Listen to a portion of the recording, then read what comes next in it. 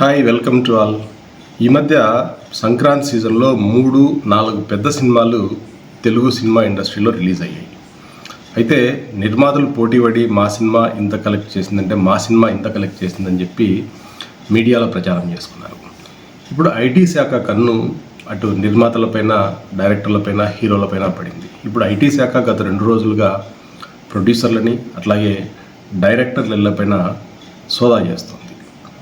మరి ఇప్పుడు ఎక్కడ బ్లాక్ మనీ వ్యవహారాలు జరుగుతున్నాయని చెప్పి ఆలోచించినట్లయితే నిజానికి ఇప్పుడు ఏ ఇండస్ట్రీలో కూడా బ్లాక్ మనీ దందాలు జరగటం లేదు.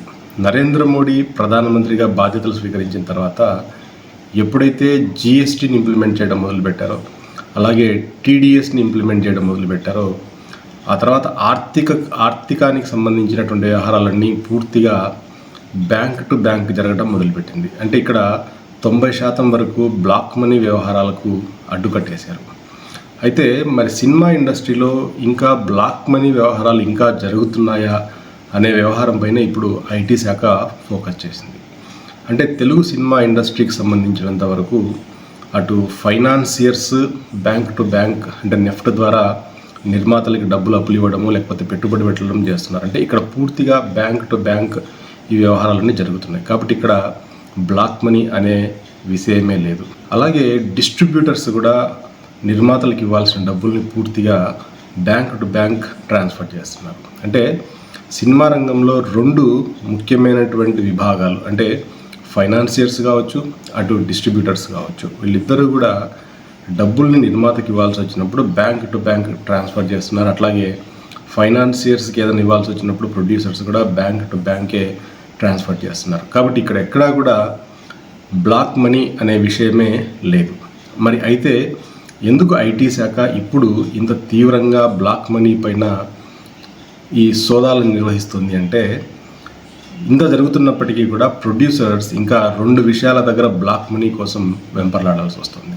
ఒకటి హీరోలకు ఇవ్వాల్సినటువంటి రెమ్యూనరేషన్, రెండవది డైరెక్టర్లకు ఇవ్వాల్సినటువంటి రెమ్యూనరేషన్. ఎందుకంటే ఇవాళ తెలుగు సినిమా ఇండస్ట్రీలో ఏ చిన్న హీరో అయినా సరే మినిమం 4 నుండి 5 కోట్లు తీసుకుంటున్నారు. అట్లాగే పెద్ద హీరోలు దాదాపుగా 60 నుంచి 80 కోట్ల రూపాయల వరకు తీసుకుంటున్నారు. కాబట్టి ఇంత పెద్ద మొత్తంలో డబ్బుని బ్యాంక్ ద్వారా ట్రాన్స్ఫర్ చేయడం వీలు కాదు. కాబట్టి రెమ్యూనరేషన్లో సగం డబ్బుల్ని బ్యాంక్ ద్వారా ట్రాన్స్ఫర్ చేస్తున్నారు. మిగతా సగం డబ్బుల్ని క్యాష్ రూపంలో నిర్మాతలు హీరోలకు చెల్లించాల్సి వస్తుంది. అయితే ఇంత పెద్ద మొత్తంలో అంటే దాదాపుగా 20 నుంచి 40 కోట్ల రూపాయలని బయట అప్పులు ఇచ్చేవాళ్ళు, అది క్యాష్ రూపంలో ఇచ్చేవాళ్ళు ఇవాళ తెలుగు రాష్ట్రాల్లో కనపడడం లేదు. అంటే ఈ బ్యాంక్ టు బ్యాంక్ ట్రాన్స్ఫర్ అలవాటు అయిన తర్వాత ఏ ఒక్కళ్ళు కూడా కనీసం ₹1,00,000 కూడా చేతిలో డబ్బులు ఉంచుకోవడం లేదు. కాబట్టి నిర్మాతలకి ఇటు హీరోలకు చెల్లించాల్సినటువంటి ఈ పెద్ద మొత్తాన్ని బయట క్యాష్ రూపంలో తెచ్చుకోవడం అనేది చాలా కష్టతరంగా మారింది.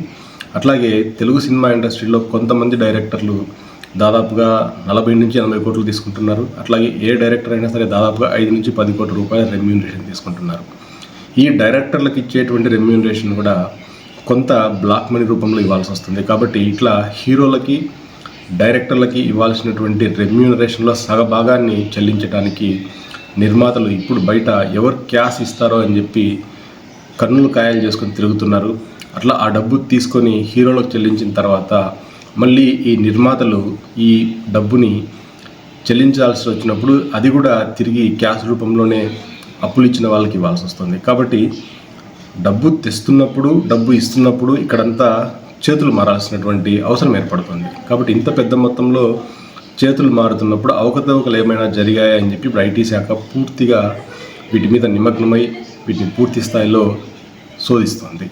ప్రొడ్యూసర్స్ బయట ఎవరి దగ్గరైనా ఇంత పెద్ద మొత్తంలో అప్పులు తీసుకున్నప్పుడు వాటికి చెల్లించాల్సినటువంటి వడ్డీలను కూడా డైరెక్ట్గా క్యాష్ రూపంలోనే చెల్లించాల్సి వస్తుంది. అంటే ఇట్లా పెద్ద మొత్తంలో డబ్బులు ఇచ్చే వాళ్ళు ఇండస్ట్రీలో ఒకరో ఇద్దరో ఉన్నారు. వాళ్ళ చుట్టూ తిరిగి వాళ్ళని వెంపర్లాడి ఈ డబ్బు తెచ్చుకోవాలి, ఆ తెచ్చుకున్న డబ్బుకి వడ్డీలను కూడా తిరిగి క్యాష్ రూపంలోనే చెల్లించాలి. అంటే వీటికి బ్యాంకు రూపంలో ఏమాత్రం చెల్లించకూడదు. ఇక్కడ నల్ల డబ్బు అనేది కొంత చేతులు మారుతుంది. ఈ వడ్డీలు కావచ్చు, ఈ విధంగా తెచ్చుకున్నటువంటి డబ్బులను కానీ తీసుకునేటప్పుడు కానీ తిరిగి ఇస్తున్నప్పుడు కానీ కేవలం క్యాష్ రూపంలోనే ఇవ్వాల్సి వస్తుంది.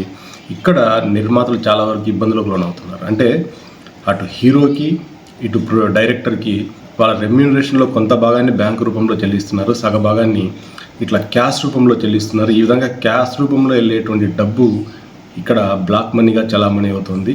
అయితే ఈ నిర్మాతలు మాత్రం హీరోలకి డబ్బును చెల్లిస్తున్నారు. ఈ చెల్లించినటువంటి నిర్మాతలు మాత్రం ఇవాళ ఐటీ శాఖ పరిధిలోకి వచ్చి వాళ్ళ శోధింపులకు లోనవుతున్నారు. కానీ డబ్బులు తీసుకున్నటువంటి హీరోలు, డైరెక్టర్లు మాత్రం ఈ డబ్బులు తీసుకొని ఎంజాయ్ చేస్తున్నారు. ఇక్కడ ఐటీ శాఖ ఎందుకని ఈ డబ్బులు తీసుకున్నటువంటి హీరోలు లేకపోతే డైరెక్టర్ల పైన ఫోకస్ చేయకుండా గాలికి వదిలేస్తుంది అనేది ఇక్కడ $1 మిలియన్ ప్రశ్న.